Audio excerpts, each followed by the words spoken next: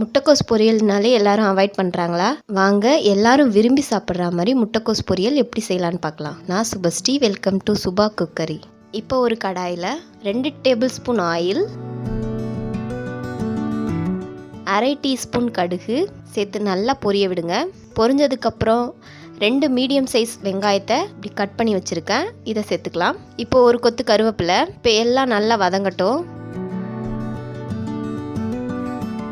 ஓரளவுக்கு வதங்கினா போதும். இப்போது 3 பச்சை மிளகாய் கீறி வச்சுருக்கேன், அதை சேர்த்துக்கலாம். இப்போ எல்லாத்தையும் சேர்த்து நல்லா வதக்கி விட்டுக்கோங்க. இது வதங்கி முடிச்சதுக்கப்புறம் நம்ம கட் பண்ணி வச்சுருக்க முட்டைக்கோஸை சேர்த்துக்கலாம். அதில்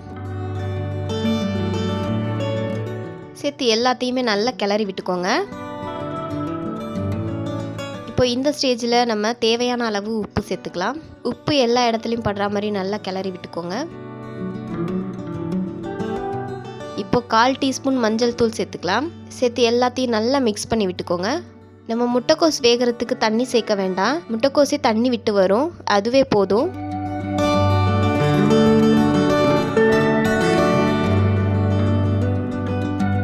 இப்போ ஒரு மூடி போட்டு ஒரு 2 நிமிஷத்துக்கு வேக விடலாம். இப்போ 2 நிமிஷம் ஆயிடுச்சு, மூடி ஓப்பன் பண்ணிக்கலாம். பாருங்கள், முட்டைக்கோஸ் நல்லா வெந்து வந்திருக்கு. இப்போ நடுவில் கொஞ்சம் இந்த மாதிரி ஸ்பேஸ் கிரியேட் பண்ணிக்கலாம். இப்போ நான் 2 முட்டை எடுத்து வச்சுருக்கேன், அந்த 2 முட்டையை இதில் உடச்சி ஊற்றிக்கலாம்.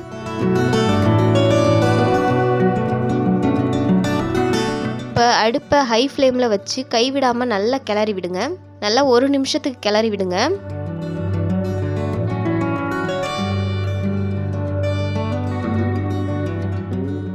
கைவிடாமல் பாருங்கள், இந்த மாதிரி கிளறி விட்டுக்கோங்க. முட்டை நல்லா வெந்து வரட்டும். கடைசியாக நீங்கள் பெப்பர் பவுடர் போட்டு இறக்கிடுங்க. என்கிட்ட பெப்பர் பவுடர் இல்லை, அதனால் நான் போடலை. இப்போ நமக்கு முட்டைக்கோஸ் பொரியல் ரெடி ஆயிடுச்சு.